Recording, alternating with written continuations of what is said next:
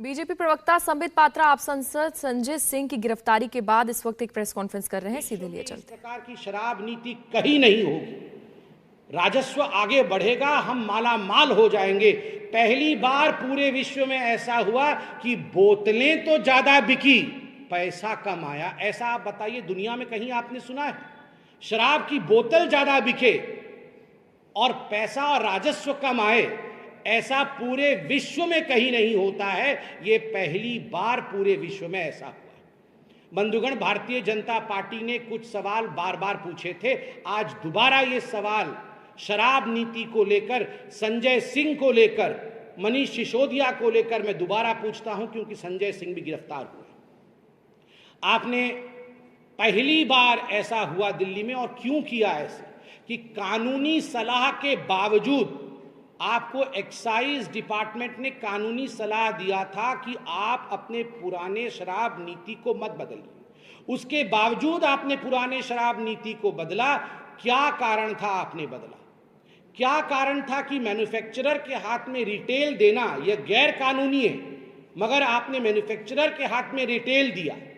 क्या कानून था कि पहली बार हिंदुस्तान के किसी राज्य में ऐसा हुआ कि पहले शराब पे कमीशन 6% का होता, 2% का होता था, माफ कीजिएगा, पहले 2% का कमीशन होता था, उसे बढ़ा करके 12% का कमीशन किया गया, और उसमें से राउंड ट्रिपिंग करके 6% आम आदमी पार्टी के ट्रेजरी में जाती थी, आम आदमी पार्टी कमाती थी। आप बताइए, 2% से 12% बढ़ाने का काम, शराब नीति में कमीशन बढ़ाने का काम कारोबारियों का, प्राइवेट इंडिविजुअल्स का, ताकि ये पैसा आम आदमी तक पहुंचे, इसके पीछे मनीष सिसोदिया और संजय सिंह थे। इसलिए बेधड़क कानून अपना काम करेगी, और जो लोग जनता के पैसा को शराब के माध्यम से लूटने का काम कर रहे थे, उनको छोड़ा नहीं जाएगा। क्या कारण था कि 145 करोड़ 145 करोड़ रुपया ये शराब कारोबारियों का माफ किया गया, वह भी बिना किसी कैबिनेट के नोट के, बिना कैबिनेट के मंजूरी के 145 करोड़ रुपए शराब कारोबारियों का माफ किया गया। किसने इजाजत दी? अगर संजय सिंह जी और मनीष सिसोदिया इसमें रिस्पॉन्सिबल है, तो क्या कानून उनको छोड़ देगी, या कानून का हाथ इनके गिरेबान तक पहुंचना चाहिए?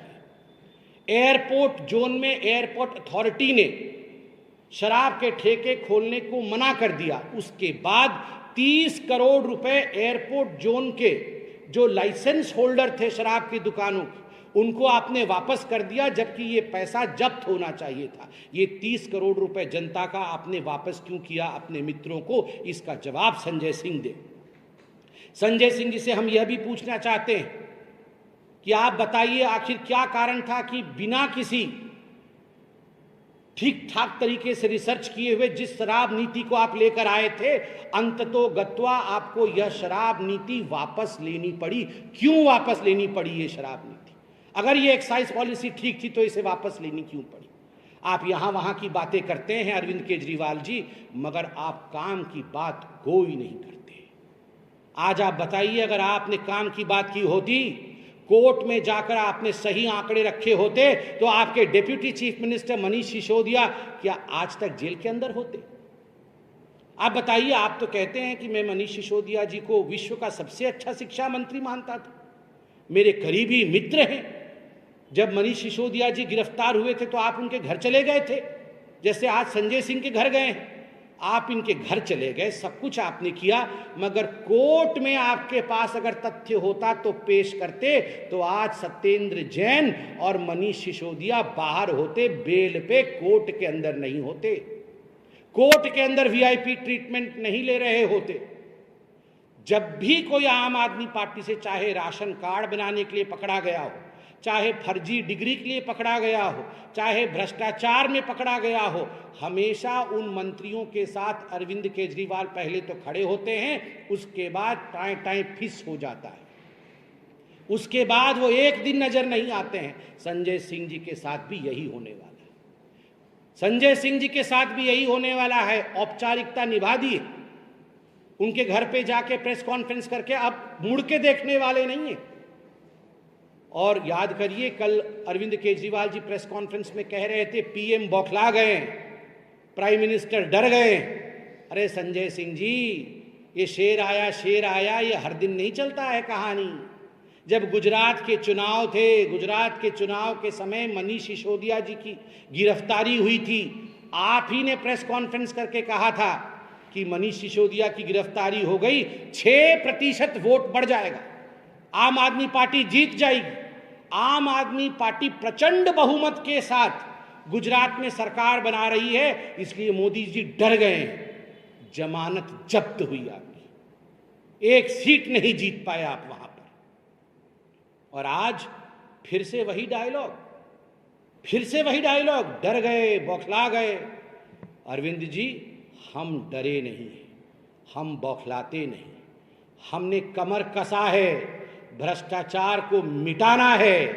और आप जैसे लोग जिन्होंने पन्ने निकाले थे कि ये देश के सबसे भ्रष्ट नेता है, जिनमें लालू प्रसाद यादव का भी नाम था, जिनमें सोनिया गांधी का भी नाम था, जिनमें राहुल गांधी का भी नाम था, जिसमें रॉबर्ट वाड्रा का भी नाम था, आज गलबहिए करते फिर रहे हैं उनके साथ अरविंद केजरीवाल जी। आपके ही शब्द थे कि ये देश के सबसे भ्रष्ट नेता हैं, उनके साथ आज घमंडिया अलायंस आप बना रहे हैं, डरे घमंडिया अलायंस। आपने चोरी की है, आपने भ्रष्टाचार किया है, तो डरना तो पड़ेगा, क्योंकि जनता की पैसा कोई लूट लेगा ये नहीं हो सकता है। ना खाऊंगा ना खाने दूंगा। हो सकता है अरविंद केजरीवाल जी आप ये भूल गए, मगर दोबारा भारतीय जनता पार्टी आपको याद दिलाती है, न खाऊंगा न खाने दूंगा, और जिसने खाया है उससे निकलवाऊंगा। बहुत बहुत धन्यवाद।